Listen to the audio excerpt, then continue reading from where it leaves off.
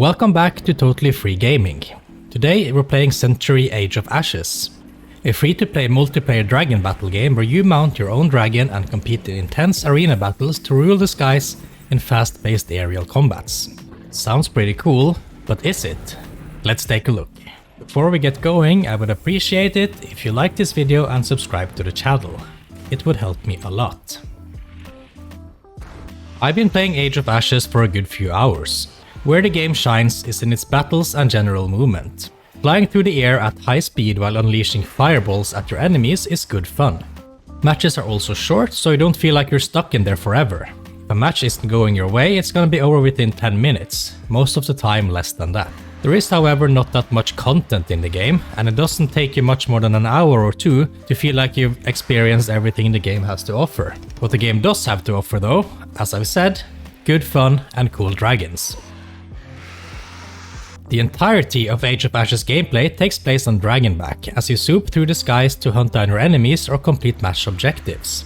You devastate your enemies with fireballs, fire breaths, and all of the different powers and abilities granted to you by your chosen class. You can also communicate to your teammates through voice chat. Or not. Matches are mostly played in teams of 6 across several game modes, but the ones you're gonna see the most are Spoils of War and Carnage.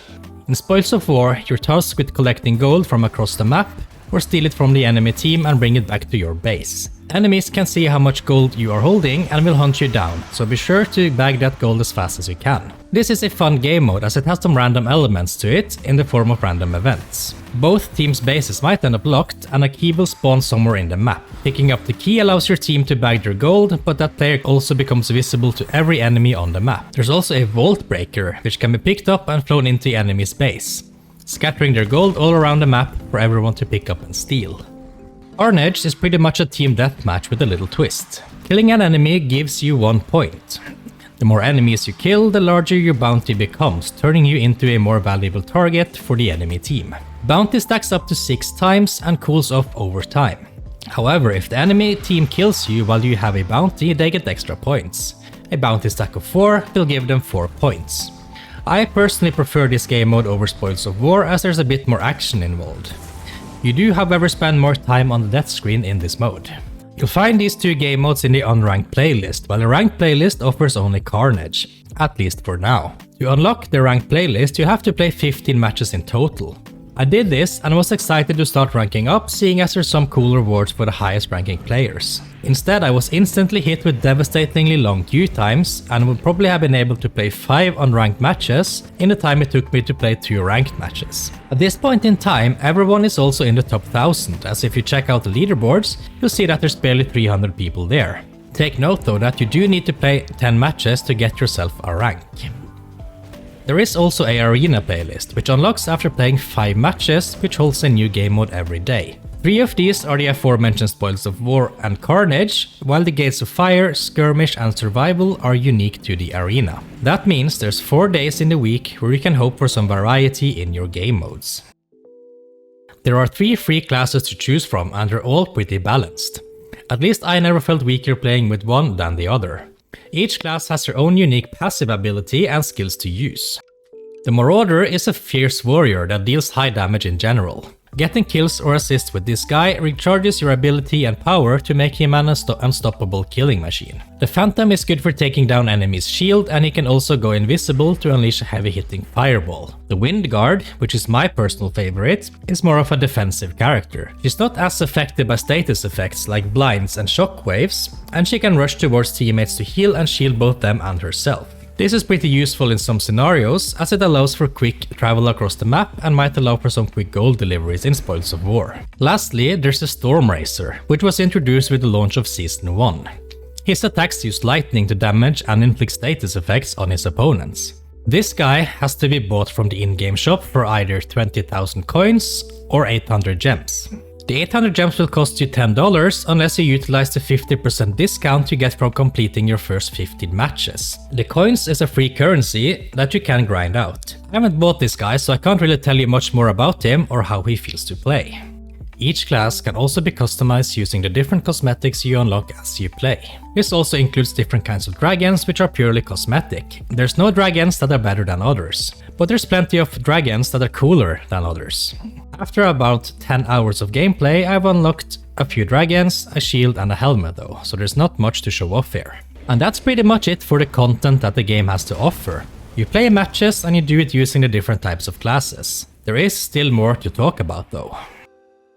Age of Ashes also has a battle pass, fittingly called the Dragon Pass, and an in-game shop. Both of these offer only cosmetic rewards and nothing that affects gameplay. You can still become the best player and achieve rank 1 in ranked, playing this game totally free.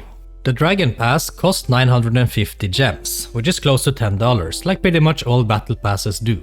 It has 7 tiers, each holding 10 rewards and an assortment of different cosmetics and some gems. Every tier has 4 items that can be claimed for free, which gives you a total of 28 free items out of the 70 total. There's also a bonus tier with some cool skins.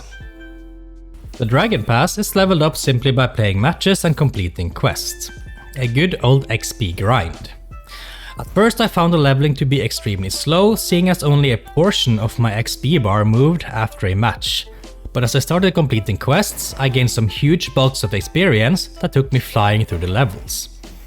Your main source of experience will be the weekly and daily quests, with the match experience not really totaling in on a lot. 10 matches will give you around the same amount as one weekly quest. The in-game shop is where you can buy gems, classes as they are released and whichever cosmetics that's available each day. The cosmetics are mostly bought using gems, while some can also be bought using coins. You gain a small amount of coins by completing matches and quests, and as both free and premium rewards from the Dragon Pass. Some days you also get a free amount of coins in the shop if you're lucky.